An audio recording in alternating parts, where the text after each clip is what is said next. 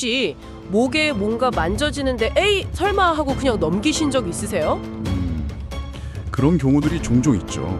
근데 예전에 TV 보던 의사가 화면 속 여성 목에서 암을 발견했다. 이런 진짜 놀라운 일이 있었잖아요. 네, 저도 그 이야기 들었습니다. 인사이드 에디션 사례였죠. 네, 이처럼 갑상선암은 정말 소리 없이 다가올 수 있거든요. 오늘 저희 이야기 끝까지 주목하시면 아마 당신과 가족 건강을 지키는데 정말 중요한 정보들 얻어가실 수 있을 겁니다. 안녕하세요. 질병백과사전입니다. 안녕하세요. 오늘은 저희가 여러 학술 논문이랑 또 병원 리포트들 이런 자료들을 좀 바탕으로 해서요. 갑상선암에 대해 좀 깊이 파헤쳐 보려고 합니다. 네, 특히 많은 분들이 궁금해하시는 게 바로 그거잖아요. 뭐 전조 증상 같은 거? 맞습니다. 초기 신호가 뭔지, 또 내가 스스로 좀 점검해 볼 방법은 있는지, 그리고 어떻게 예방하고 또 조기에 발견할 수 있나, 이런 부분들에 좀 초점을 맞춰서 알기 쉽게 설명해 드릴 테니까요. 한번 귀 기울여 들어주시면 좋겠습니다. 좋습니다. 그럼 우선 그 갑상선이라는 기관이 정확히 뭔가요? 목 앞쪽에 있다는 건 알겠는데 구체적으로 어떤 역할을 하는 거죠? 네, 목 앞부분엔요. 우리 흔히 울대라고 부르는 곳 있잖아요. 그 바로 아래쪽에 있는 나비 모양의 작은 내분비 기관입니다. 아, 나비 모양이요? 네, 여기서 이제 갑상선 호르몬이라는 게 나오는데 이게 우리 몸의 에너지 대사, 그러니까 신진 대사를 조절하는 아주 핵심적인 역할을 해요. 핵심 역할이라면? 예를 들면 체온을 유지하고 또 심장이 규칙적으로 뛰게 하고 이런 생명 유지에 정말 필수적인 기능들을 관장하는 거죠. 야, 진짜 우리 몸의 중요한 엔진 같은 거네요. 근데 예전부터 유독 갑상선암 이야기가 정말 많았던 것 같아요.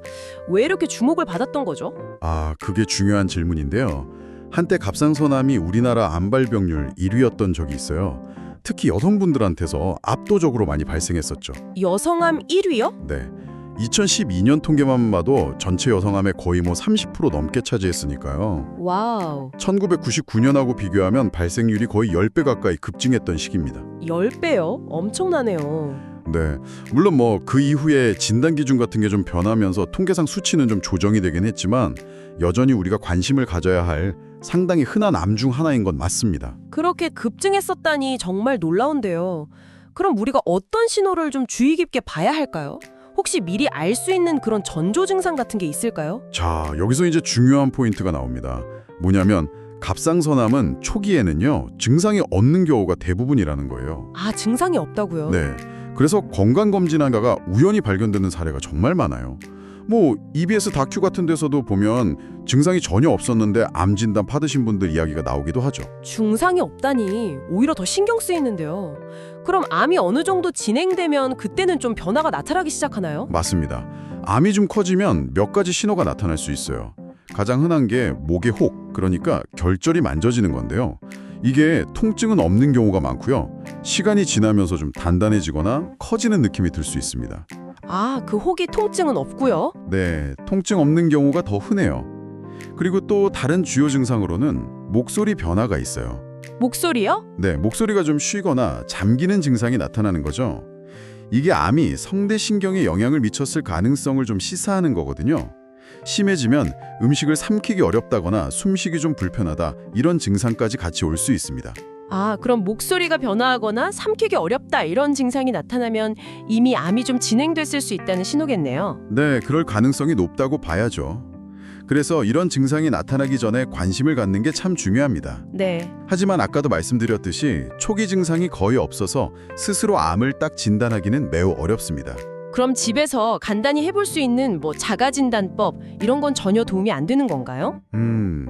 효과가 아주 크다고 말하긴 좀 어렵지만 그렇다고 전혀 의미가 없지는 않아요.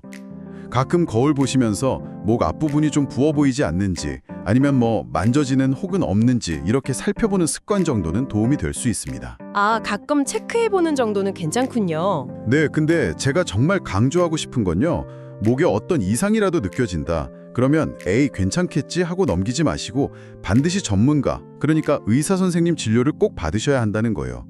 주변 사람들 말보다는 정확한 의학적 판단이 훨씬 중요합니다. 네, 전문가 진료의 중요성. 이건 정말 꼭 기억해야겠네요.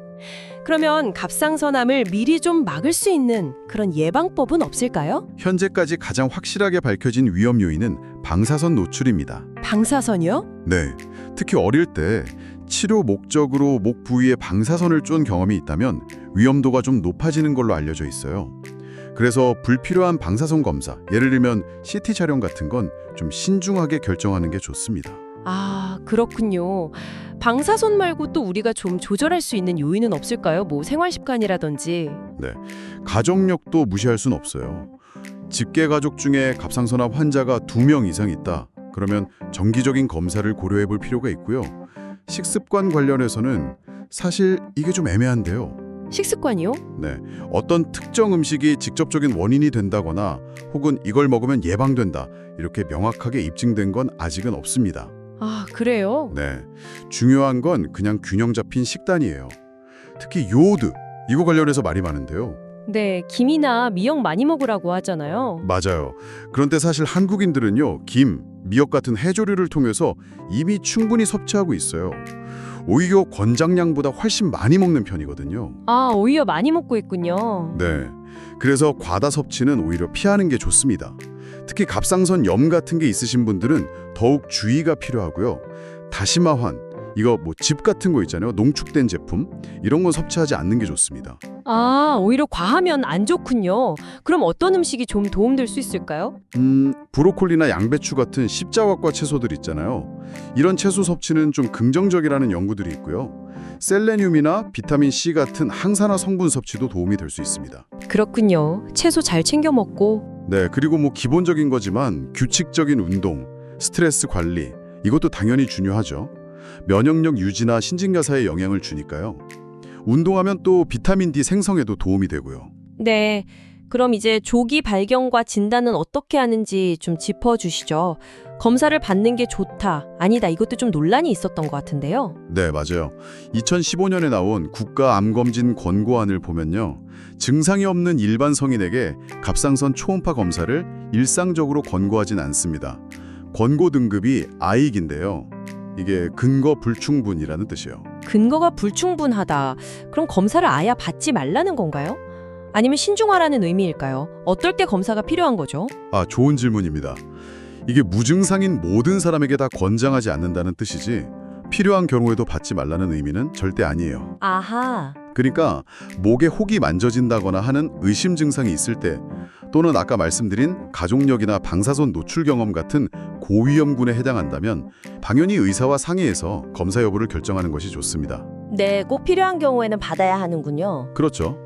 진단 과정은 보통 의사의 문진, 그리고 목을 만져보는 촉진, 그다음에 갑상선 초음파 검사를 하고요.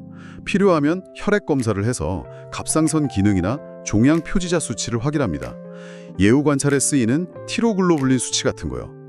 그리고 최종 확진은 보통 가느다란 바늘로 세포를 뽑아서 검사하는 새침 흡인 세포 검사, 이걸로 하게 됩니다. 그렇군요. 과정이 꽤 있네요. 자, 그리고 마지막으로 정말 중요한 점인데요. 갑상선암을 흔히 착한 암이라고 부르잖아요. 네, 맞아요. 그런 말 많이 하죠. 이 표현에 대한 오해를 좀 풀어야 합니다. 물론 가장 흔한 종류인 유도암 같은 경우는 천천히 자라고 치료 결과도 좋아서 5년 생존율이 거의 100%에 육박하는 경우가 많아요. 생존율이 높다니 정말 다행이긴 한데 그래도 암인데 너무 안심해도 되는 건가 싶기도 하고요. 아까 발병률이 높다고 하셨는데 그럼 대부분 이런 착한 암이라서 그렇게 높았던 건가요? 네, 맞습니다. 높은 발병률의 상당 부분이 예후가 좋은 유도암인 건 사실이에요. 하지만 바로 그 점 때문에 가볍게 여겨서는 절대 안 된다는 겁니다. 착한 암으로 불리는 그 유도암조차도요. 한 30% 정도는 재발할 수 있고요. 또 폐라, 뼈 같은 다른 장기로 전이될 가능성도 있습니다. 재발이나 전이도 되는군요. 네. 게다가 드물지만 수질암이라든지 아니면 예후가 아주 나쁜 역형성암처럼 굉장히 공격적인 종류도 존재하거든요. 그러니까 착하다는 말에 그냥 안심할 게 아니라 꾸준한 관찰과 관리가 필수적인 암이다. 이렇게 인식하는 게 중요합니다. 그렇군요. 착한 암이라는 별명 뒤에 숨겨진 위험성을 절대 간과해서는 안 되겠네요. 오늘 갑상선암에 대해 정말 꼭 알아야 할 핵심 정보들을 잘 짚어주셨습니다. 네. 증상이 있든 없든 좀 세심한 주의를 기울이고 또 예방법을 잘 실천하고 필요할 때는 반드시 전문가와 상담하는 것. 이게 중요하다는 점 모두 꼭 기억해 주시면 좋겠습니다. 네.